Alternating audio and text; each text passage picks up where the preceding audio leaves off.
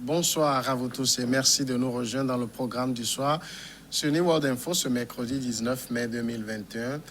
Dans le décryptage de l'actualité, on parle du Tchad où l'Union africaine préconise un dialogue national inclusif pour régler la situation dans le pays. On en parle donc avec Mamadou Diouf, notre éditorialiste. Bonsoir Mamadou Diouf. Bonsoir Samuel. 5 jours après la publication de son rapport sur le Tchad, le Conseil de paix et de sécurité de l'Union africaine n'a toujours pas communiqué de détails sur ses décisions. Il n'y aura pas de sanctions contre la junte militaire tchadienne. C'est ce qui a quand même filtré des documents qui ont été consultés par des médias, mais une volonté affichée d'accompagner le processus de transition. L'Union africaine propose donc qu'un dialogue national inclusif soit organisé par l'actuelle junte au pouvoir. Mamadou Diouf, d'abord la position de l'Union africaine, elle a été très difficile à dégager. Pourquoi cette difficulté de l'Union africaine à se prononcer sur le cas tchadien? La difficulté est liée au fait qu'il y a un certain nombre de pays, surtout anglophones, qui avaient dit mais un coup d'État c'est un coup d'État, quelle que soit la forme dont le coup d'État va être exécuté. Et certains avaient dit mais il ne faut pas qu'il y ait deux poids, deux mesures. On a vu ce qui s'est passé au Mali. Le Mali allait vers l'inconnu avec les manifestations du M5 RFP. On aurait pu dire que les militaires, ce qu'ils ont fait, c'est une bonne chose, mais on a vu l'attitude de l'Union africaine qui a été véritablement une attitude de pression par rapport aux militaires maliens. On a vu la même chose en partie également avec les militaires soudanais. On ne les a pas accueillis en disant ils sont venus parachever la révolution de la population du Soudan. Maintenant, pourquoi pour le Tchad on va le faire? Donc il y avait ce débat qui était là et qui a fait traîner un peu la prise de position officielle de l'Union africaine. Ensuite, quand ils ont mis en place la commission, les gens sont allés au Tchad discuter et tout. Et la commission était allée exactement dans le sens de ce qui avait été fait avec le Mali. C'est ça qui était dans les premières conclusions de la commission. Mais finalement, avec les discussions à gauche et à droite, bien sûr, quand les gens ont vu tous ceux qui se sont présentés à l'enterrement du président Idriss Déby, une façon en même temps d'adouber son fils et par conséquent le conseil militaire de transition, tout le monde savait que l'Union africaine s'apprêtait à nous sortir quelque chose qui n'aurait plus rien à voir avec ce qu'on a vu avec le Mali. Est-ce que le fait qu'il y a un Tchadien à la commission est aussi une difficulté supplémentaire? Certains le pensent et ils n'ont pas tort. Parce que généralement, on a vu Mahama, devant certaines situations, ne même pas attendre la position des chefs d'État africains. Très rapidement, il prenait ce qu'on peut appeler une position de principe. Ici, il a brillé par son silence. Il a brillé également par l'absence de prise de position de principe. Et maintenant, s'il faut cantonner président de l'Union, de la commission de l'Union africaine, parce que ce qui se passe dans mon pays, et certainement mon président a participé à faire de moi un candidat, on laisse tomber les principes et je m'occupe, entre guillemets, du pouvoir dans mon pays, mais on est en train aujourd'hui de tuer cette commission-là. Alors qu'il n'y a pas longtemps, parmi les réformes que proposait le président rwandais avant qu'il ne quitte l'Union africaine, il demandait qu'on donne encore plus de force au président de cette commission, qu'il ne soit pas toujours là en train d'attendre que les présidents s'entendent, mais il y a des textes, il y a des principes, qu'il se prononce directement sur la base de ces textes et de ces principes, ce à quoi le président égyptien s'était fortement opposé. Mais aujourd'hui, lui, il est en train de faire reculer l'Union africaine, il est en train de faire perdre du poids à cette commission qui pourtant devrait pouvoir jouer un rôle important. Mais une des recommandations de l'Union africaine, c'est donc l'organisation d'un dialogue national inclusif. Dialogue national inclusif, d'abord, avec qui? C'est tout le problème parce que le pouvoir tchadien est déjà en train de faire ce travail. C'est vrai que ce qu'ils font et ce que l'Union africaine dit, ce n'est pas la même chose. Ce qu'ils ont fait au Tchad, ils ont réussi quand même à faire en sorte que l'opposition politique, pour une bonne part, accepte de rentrer dans le gouvernement. Mais on n'est pas dans la situation du Mali. Ici, le conseil militaire est toujours là. Au Mali, on a fait la pression pour que le conseil militaire soit dissous. C'est dans le gouvernement qu'on a mis un certain nombre de représentants de l'opposition et pas à des postes qui vont leur permettre d'être déterminants dans le gouvernement. Cela d'autant plus que le vrai pouvoir ne se trouve pas au niveau du gouvernement, mais entre les mains du Conseil militaire de transition. Et c'est pourquoi, au niveau de l'Union africaine, les gens disent que non, il faut qu'il y ait un partage du pouvoir avec les militaires. Ils sont allés même jusqu'à dire qu'on prenne l'exemple du Soudan, qu'il y ait les civils, qu'il y ait les militaires, et l'Union africaine veut que les 18 mois ne soient pas dépassés.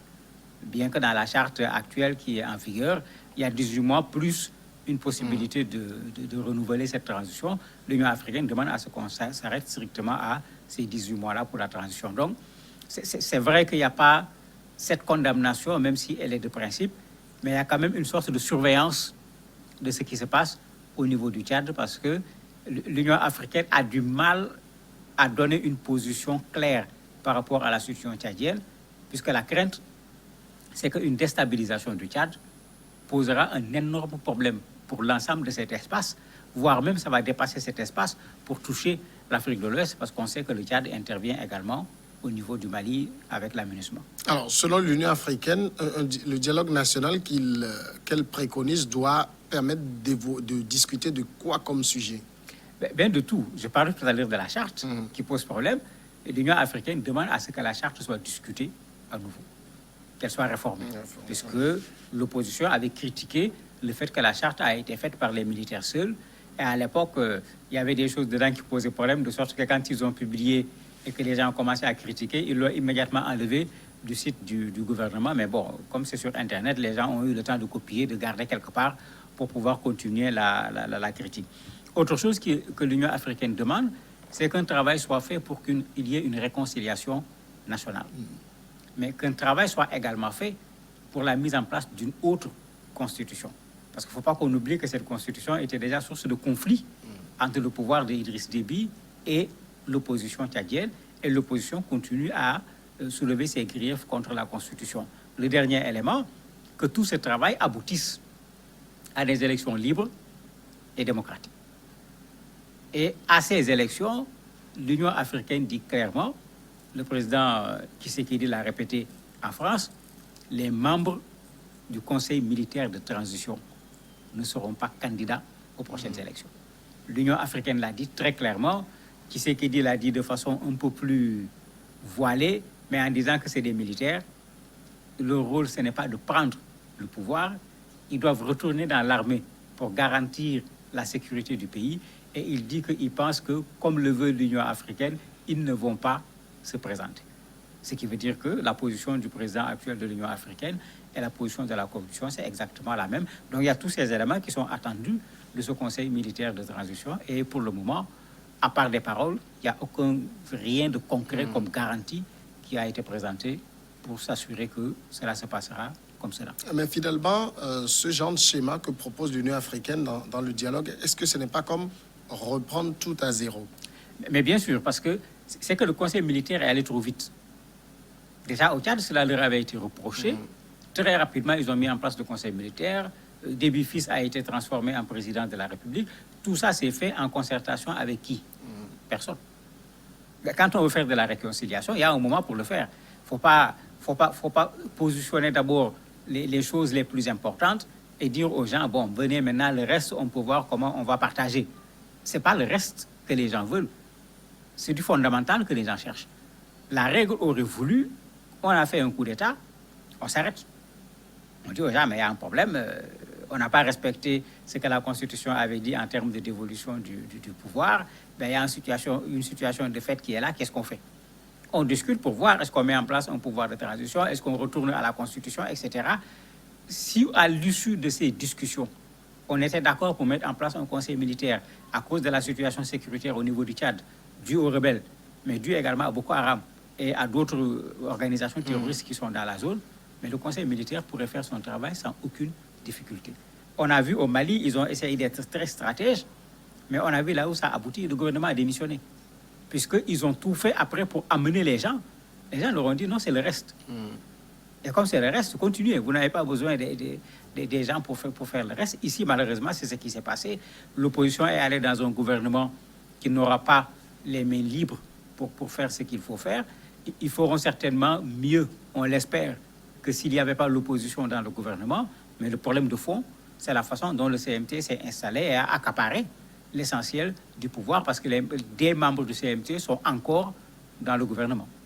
Une autre chose que l'Union, en tout cas sur laquelle l'Union africaine insiste, c'est que les membres du Conseil militaire de transition ne pourraient pas se présenter aux prochaines élections. Mais ça fait partie des principes de l'Union africaine. Ce n'est pas lié à la Commission. Le principe actuellement de l'Union africaine, puisqu'on ne peut pas empêcher les coups d'État, parce que l'idéal aujourd'hui, c'est qu'il n'y ait pas de coup d'État. Sachant qu'on ne peut pas dire qu'il n'y aura pas de coup d'État, on fait en sorte que quand quelqu'un fait un coup d'État, que le coup d'État ne soit pas une voie détournée pour aller aux urnes. Parce que finalement, c'est ce que les gens ont fait. On fait un coup d'État d'abord, après on est candidat, on organise des élections, et puis bon, entre guillemets, on rend légitime le coup d'État par lequel on est venu au pouvoir par des élections qui sont venues, entre guillemets, blanchir le coup d'État pour utiliser une expression très actuelle. C'est ça que l'Union africaine a compris. Donc le principe, vous faites un coup d'État, on vous met au banc des accusés. On ne peut pas venir reprendre le pouvoir parce que c'est extrêmement compliqué. Mais on vous donne un délai court pour que le pouvoir soit transmis aux civils. Mieux même, dans la transition, parce que c'est ce que le projet proposait, et finalement on n'y est pas allé, le projet proposait que le président soit un civil. C'est-à-dire la même chose que ce qui avait été fait au Mali, et que le vice-président puisse être un militaire. Mais finalement, ils ont reculé parce que le fils d'Éby a déjà été installé et puis il a déjà même commencé à voyager au nord du Tchad.